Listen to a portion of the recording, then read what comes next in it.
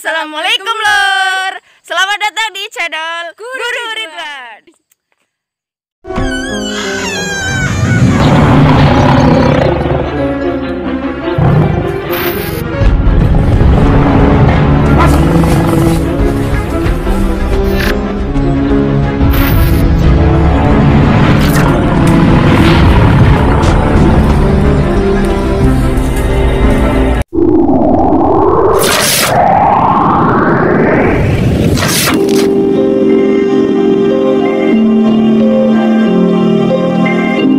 Beberapa kalangan menyebut Wangsit Prabu Siliwangi adalah ramalan. Tapi saya pikir orang yang menganggap demikian, pada dasarnya tidak mengetahui apa yang sedang ia bicarakan. Kenyataannya, beberapa poin yang disebutkan dalam Wangsit Prabu Siliwangi, dapat dikatakan merupakan suatu bentuk pernyataan simbolis suatu penglihatan spiritual, yang diekspresikannya dalam bentuk metafora, agar makna sebenarnya tidak mudah dipahami. Karenanya, Wangsit tersebut dapat kita sebut sebagai suatu ekspresi esoterik. Berikut ini beberapa poin dalam Wangsit Prabu Siliwangi yang ingin saya ungkap dalam kesempatan ini. Silakan terlebih dahulu cermati kalimat dari Wangsit Prabu Siliwangi ini. Lalu berdiri lagi penguasa yang berasal dari orang biasa, tapi memang keturunan penguasa dahulu kala dan ibunya adalah seorang putri Pulau Dewata. Karena jelas keturunan penguasa baru susah dianiaya. Semenjak itu berganti lagi zaman. Ganti zaman, ganti cerita. Kapan? Tidak lama, setelah bulan muncul di siang hari, disusul oleh lewatnya komet yang terang benderang. Di bekas negara kita, berdiri lagi sebuah negara. Negara di dalam negara dan pemimpinnya bukan keturunan Pajajaran. Bunyi kalimat ini tidak perlu diragukan lagi, memang merujuk pada sosok Soekarno. Kalimat selanjutnya, lalu akan ada penguasa. Tapi penguasa yang mendirikan benteng yang tidak boleh dibuka, yang mendirikan pintu yang tidak boleh ditutup, memelihara elang di pohon beringin. Adapun bunyi kalimat ini, jelas merujuk pada sosok Soeharto. Yang menarik, dalam kalimat ini, saya melihat Prabu Siliwangi berhasil mengekspresikan penglihatan spiritualnya terhadap masa pemerintahan Soeharto, dalam bentuk kalimat metafora yang sungguh sangat berkelas. Berikut ini renderingnya. Mendirikan benteng yang tidak boleh dibuka. Kata benteng yang dimaksud dalam kalimat ini adalah Undang-Undang Dasar 1945, yang selama ini kita pahami sebagai Benteng Negara Kesatuan Republik Indonesia. Kalimat tidak boleh dibuka merujuk pada makna tidak boleh diutak-atik lagi, atau tidak boleh diamandemen. Yang mendirikan pintu yang tidak boleh ditutup. Kata pintu yang dimaksud dalam kalimat ini adalah Pancasila, sebagai pintu demokrasi yang tidak boleh ditutup. Memelihara elang di pohon beringin. Yang dimaksud elang dalam kalimat ini adalah burung elang Garuda, yakni simbol negara Indonesia. Sementara itu, pohon beringin merujuk pada Partai Golkar yang kita ketahui berlogo pohon beringin. Sebagaimana kita ketahui, di masa pemerintahan Soeharto, Golkar menjadi partai terkuat sebagai partai pemerintah.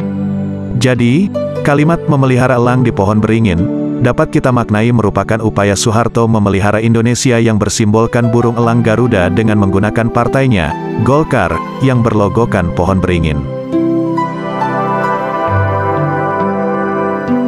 Sebelum saya melanjutkan membahas beberapa ungkapan dalam Wangsit Siliwangi yang selama ini menjadi tanda tanya besar bagi banyak kalangan, saya ingin mengatakan bahwa tampaknya plot atau alur cerita dalam Wangsit Siliwangi bukan alur progresif, yang susunan kronologisnya berurutan dari awal hingga akhir. Dengan kata lain, ada bagian di mana cerita dalam Wangsit ini melompat jauh ke depan, lalu kemudian kembali memulai cerita dari belakang.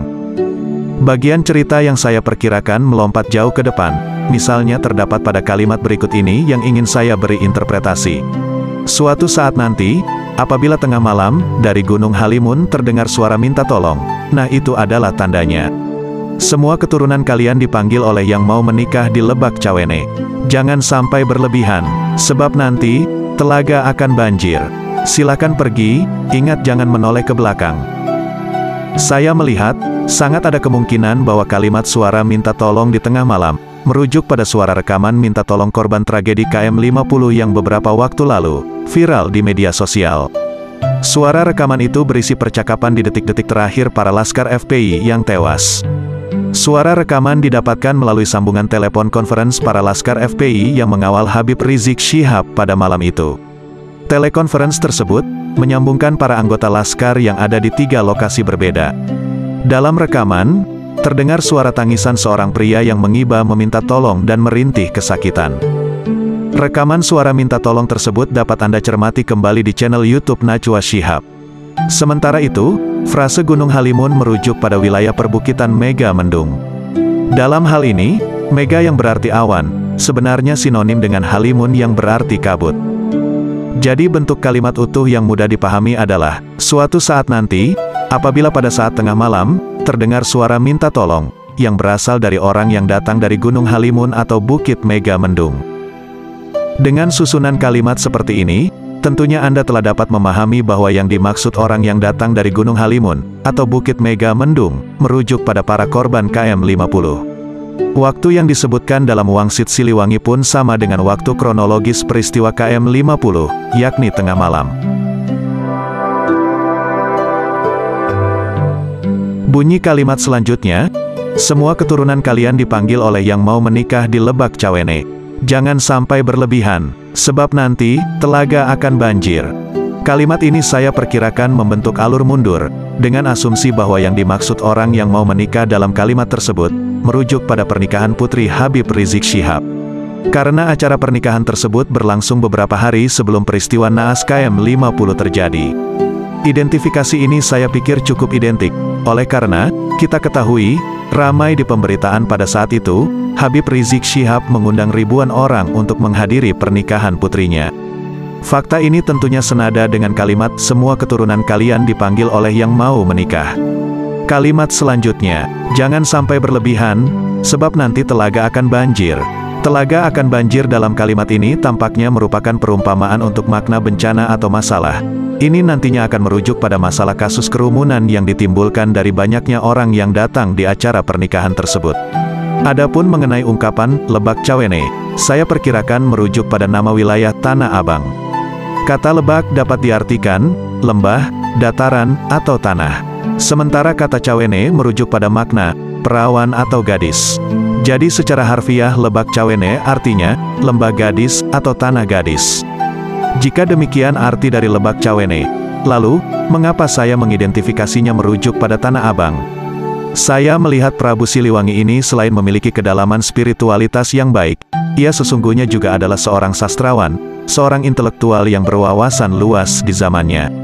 Misteri yang terbangun pada frase Lebak Cawene dalam Wangsit Siliwangi, yang selama ini membingungkan banyak kalangan, semata-mata timbul oleh karena, makna sesungguhnya dari frase tersebut, berlindung di balik permainan lawan kata, yang dalam ilmu bahasa kita kenal dengan sebutan antonim.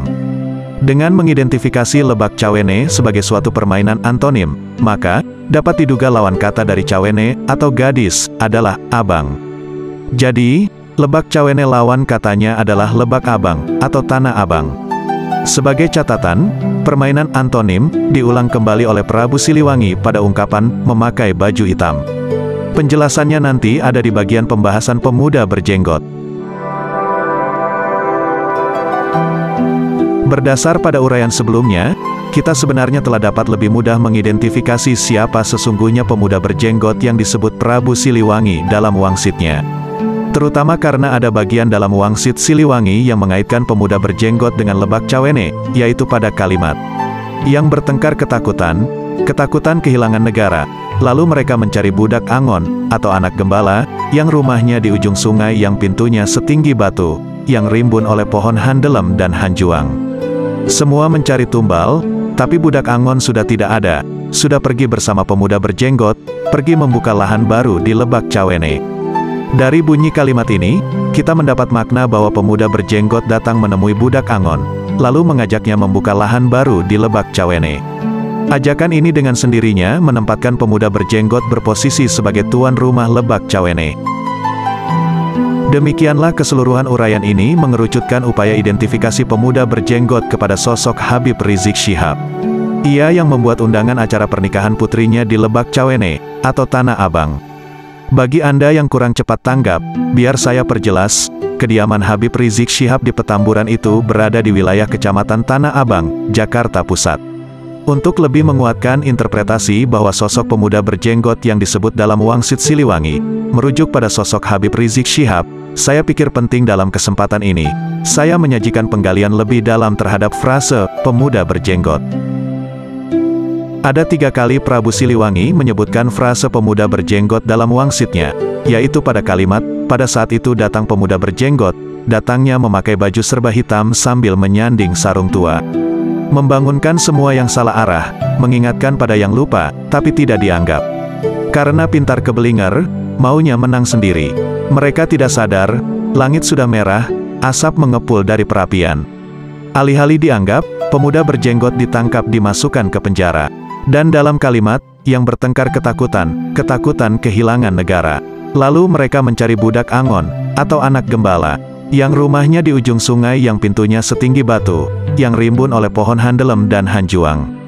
Semua mencari tumbal, tapi budak Angon sudah tidak ada. Sudah pergi bersama pemuda berjenggot, pergi membuka lahan baru di Lebak Cawene. Dalam 2 kalimat wangsit ini, yang syarat kalimat simbolik dan membutuhkan suatu penyelaman mendalam. Untuk dapat memahami makna yang dikandung, saya melihat, Prabu Siliwangi sungguh-sungguh menunjukkan kualitas dirinya sebagai orang yang berwawasan sangat luas. Berikut ini uraiannya. Pada frase pemuda berjenggot, bagian yang perlu mendapat telaah adalah pada kata berjenggot. Dan percayalah, Anda tidak akan pernah dapat memahami apa maksud dari kata berjenggot yang digunakan Prabu Siliwangi, jika Anda tidak memahami konsep Natya Sastra dalam tradisi Hindu. Secara literari, Natya Sastra dalam bahasa Sanskerta berarti seni pertunjukan. Jadi, Natya Sastra adalah risalah dalam tradisi Hindu yang menyajikan ensiklopedia kuno tentang seni, baik itu seni tari, seni musik, dan atau tradisi seni sastra dalam tradisi India kuno. Dalam bahasa Sanskerta, jenggot disebut semasru yang secara literari berarti rambut wajah. Kata semasru disebutkan definisinya oleh Fakbata, seorang sarjana Sanskerta yang hidup di abad ke-12 Masehi, dalam Astanggardaya Samhita sebagai seseorang yang mengambil jalan tengah dalam segala masalah, baik masalah agama maupun duniawi.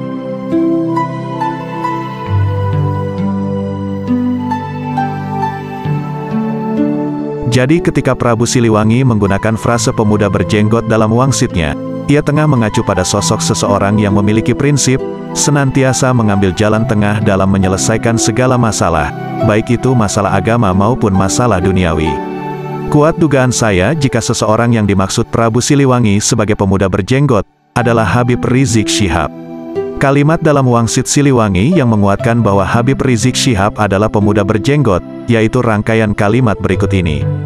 Pada saat itu datang pemuda berjenggot, datangnya memakai baju serba hitam sambil menyanding sarung tua.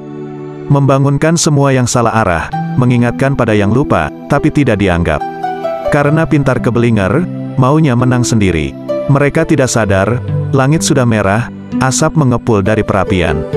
Alih-alih dianggap, pemuda berjenggot ditangkap dimasukkan ke penjara. Kalimat pada saat itu datang pemuda berjenggot, merujuk pada momen kedatangan Habib Rizik Syihab dari Arab. Pada kalimat datangnya memakai baju hitam, lagi-lagi Prabu Siliwangi bermain antonim, atau lawan kata. Hitam lawan katanya putih.